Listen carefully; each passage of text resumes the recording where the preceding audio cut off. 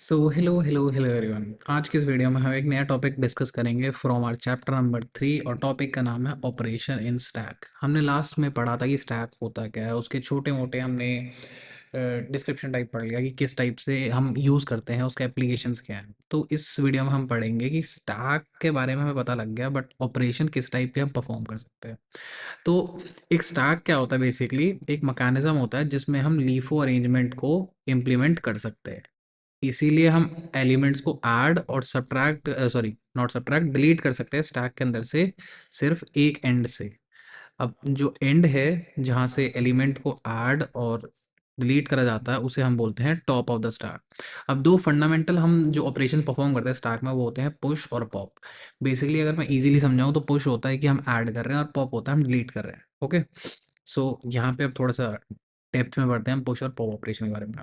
अब push operation क्या करता है, ये एक नया एलिमेंट ऐड कर देता है उस स्टैक के टॉप पे। जैसे कि यहाँ दिया है ये डायग्राम, ये एम्प्टी स्टैक है, हमारा कुछ भी नहीं है। अब जैसे ही हम एक एलिमेंट को पुश करेंगे तो वो यहाँ पे सबसे बॉटम ऑफ द स्टैक पे प्लेस हो जाएगा और इसको अभी हम बोलेंगे हम टॉप। अब जैसे ही हम सेकंड इसमें एक और एलिमेंट को ऐड करेंगे तो इसके ऊपर ऐड हो जाएगा। अब हमारा नया टॉप बन गया 2। ओके, तो हमारा नया एलिमेंट जब भी पुश के थ्रू ऐड होता है तो वो टॉप ऑफ द स्टैक पे जाके जुड़ जाता है। अब ये हमारा एक इंसर्शन ऑपरेशन है क्योंकि हम इसमें नया एलिमेंट इंसर्ट कर रहे हैं। हम कहते हैं एलिमेंट्स को एक स्टैक के अंदर तब तक ऐड कर सकते हैं जब तक स्टैक फुल ना हो जाए। और जब स्टैक फुल हो जाता है, जब हमारे पास और एलिमेंट्स ऐड करने की स्पेस नहीं होती और हम अगर ट्राई करें फिर भी उसमें एलिमेंट ऐड करने का, तो उसके लिए एक एक्सेप्शन रेज होता है, उसे कहते हैं हम ओवरफ्लो। हमें पुश समझ आ गया, नेक्स्ट हम समझते हैं पॉप ऑपरेशन। सो पॉप ऑपरेशन हम बेसिकली कब यूज़ करते हैं, जब हमें एक टॉप मोस्ट एलिमेंट, जैसे हमने देखा था ना अभी सेकंड जो एलिमेंट है वो टॉप पे है, जब हमें टॉप मोस्ट एलिमेंट हमें रिमूव करना हो एक स्टैक के अंदर से। अब इसका मतलब क्या है, जो एलिमेंट है टॉप के ऊपर उसे हम हटा देंगे। सो हम बेसिकली ये किस टाइप का ऑपरेशन है, ये डिलीट ऑपरेशन है। अब हम एलिमेंट्स को एक स्टैक के अंदर से तब तक डिलीट कर सकते हैं अनटिल अनलेस ये एक एम्प्टी है और वहाँ पे कोई भी एलिमेंट बचा ना हो। अगर हम एक एम्प्टी स्टैक में से एलिमेंट को डिलीट करने का ट्राई करें तो एक एक्सेप्शन और रेज होता है अंडरफ्लो। सो अंडरफ्लो जब हम डिलीट करने का ट्राई करते हैं एक एम्प्टी स्टैक में से, और ओवरफ्लो जब हम ऐड करने का ट्राई करते हैं एक क्या कहते हैं कंप्लीटली फुल स्टैक में। ओके, अब स्टैक को हम यूज़ करते हैं इंसर्ट और डिलीट करने के लिए एलिमेंट्स एक लीफ ऑर्डर में।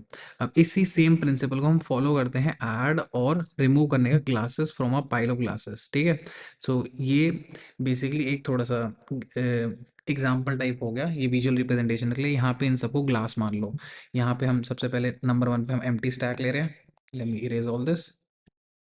नंबर 1 पे हमारे पास एक एम्प्टी स्टैक है, फिर इसके अंदर हमने एक एलिमेंट ऐड किया, ये हमारा बिग टॉप मोस्ट एलिमेंट है। फिर थर्ड पे हमने एक एलिमेंट और ऐड किया सेकंड, अब हमारे पास टॉप है सेकंड। अब हमने सेकंड वाले कहते हैं हमने पॉप ऑपरेशन का यूज़ किया। पॉप ऑपरेशन क्या किसे रिमूव करता है, जो टॉप मोस्ट एलिमेंट है। टॉप हमारा 2 था इसलिए 2 रिमूव हो गया। अब हमारे पास जो नया टॉप है वो है 1। अब अगर हम फिर से पुश करें 3 तो 3 1 के ऊपर जाके प्लेस हो जाएगा। अब हमारे पास नया टॉप है एलिमेंट 3। अब हम 4 करेंगे तो 4 इसके ऊपर आ जाएगा। अगेन हम पॉप कर रहे हैं, फिर से पॉप कर रहे हैं, फिर इसको फिर पॉप कर रहे हैं, हमारे पास एक एम्प्टी स्टैक आ गया। ओके, सो ये छोटा सा एक डिस्क्रिप्शन था, विजुअल रिप्रेजेंटेशन एक तरीके से हो गया कि आपको विजुअली समझ आ रहा है। अब नेक्स्ट हम पढ़ेंगे कि स्टैक को पाइथन के अंदर हम इम्प्लीमेंट कैसे करते हैं। अब इसका बेसिक मतलब ये है कि जैसा कि हमने स्टार्टिंग में इंट्रो में देखा था कि स्टैक जो है वो एग्जिस्ट नहीं करता पाइथन में। जैसे कि हमारे पास लिस्ट टपल कहते हैं स्ट्रिंग वगैरह डेटा टाइप्स एग्जिस्ट करते हैं, स्टैक हमारे पास एग्जिस्ट नहीं करता, हमें स्टैक बनाना पड़ता है खुद ही। तो इसके लिए हम यहाँ पढ़ेंगे इम्प्लीमेंट कैसे करना है स्टैक को। सो अब तक हमने क्या पढ़ा था, स्टैक हमारा क्या है, एक लीनियर और ऑर्डर्ड कलेक्शन ऑफ एलिमेंट। अब सबसे सिंपल तरीका क्या है उसे इंप्लीमेंट करने का पाइथन के अंदर, उसका सबसे सिंपलेस्ट तरीका है लिस्ट।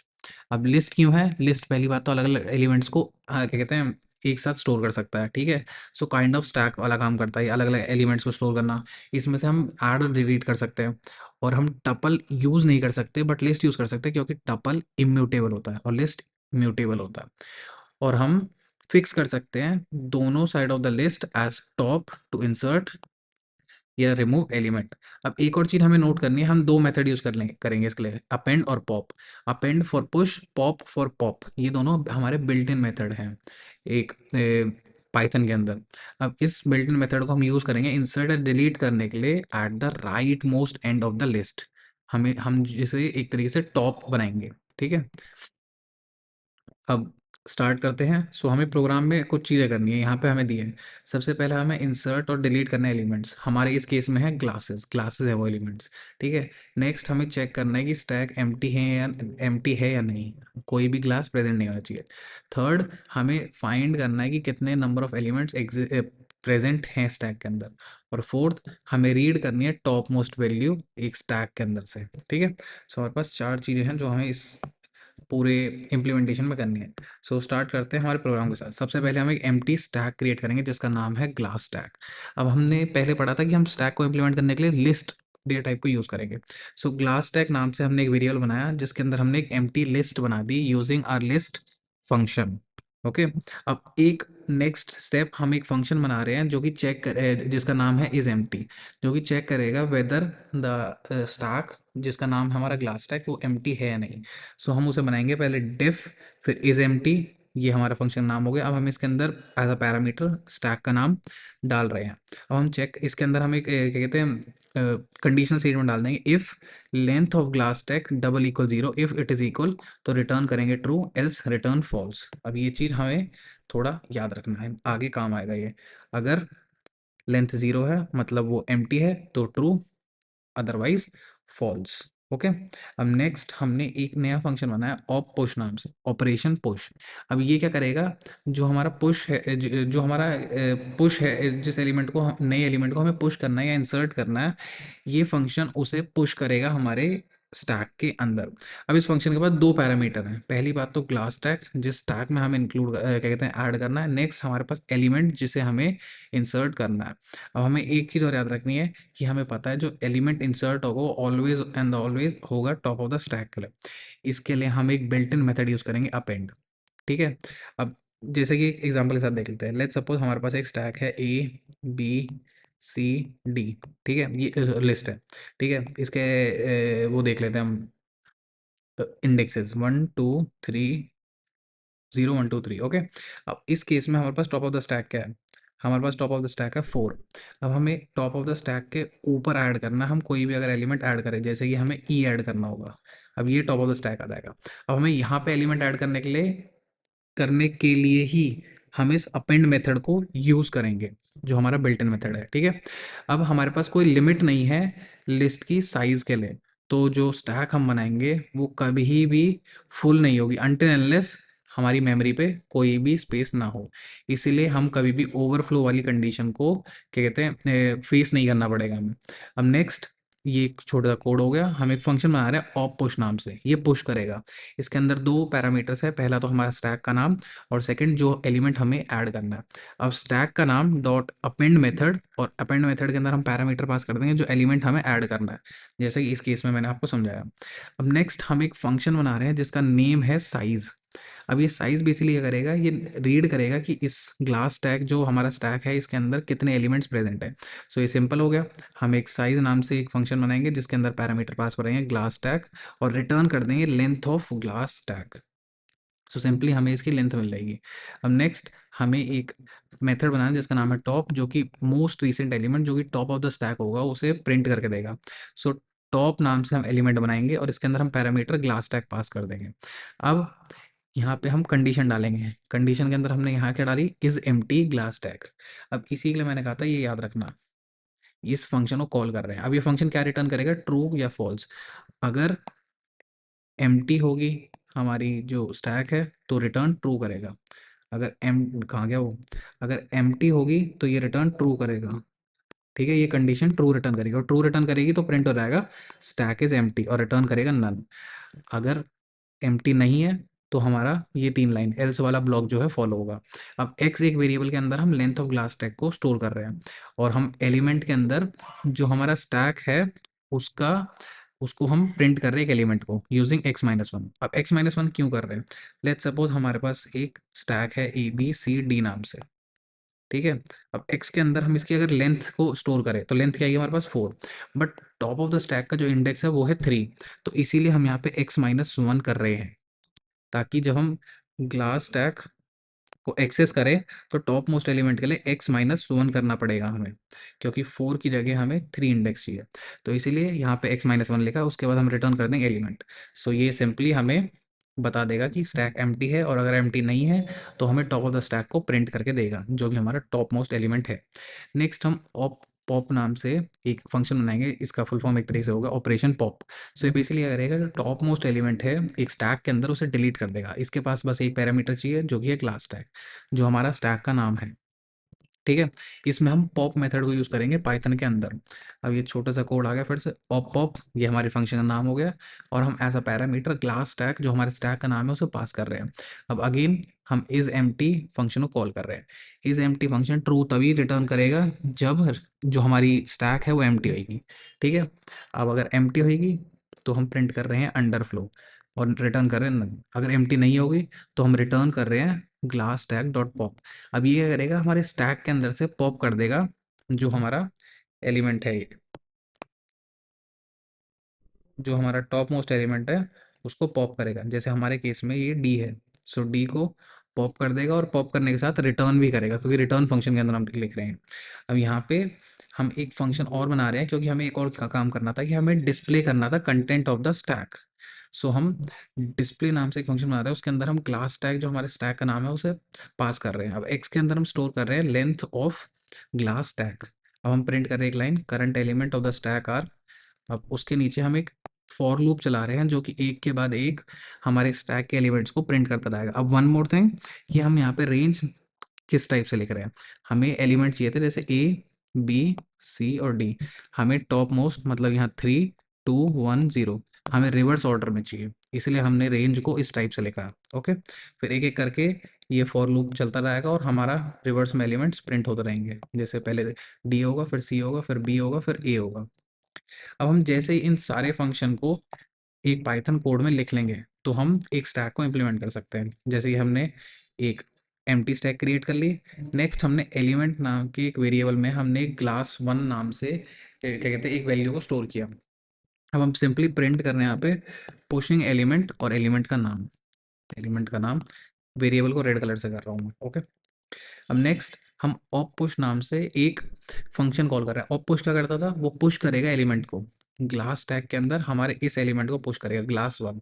अब हम एलिमेंट का जो वैल्यू है उसे अपडेट कर रहे हैं class 2। अब नेक्स्ट हम प्रिंट कर रहे हैं पुशिंग एलिमेंट और नए एलिमेंट का नाम। सो यहाँ पे हमें देखने को मिलेगा पहले class 1, फिर देखने को मिलेगा class 2।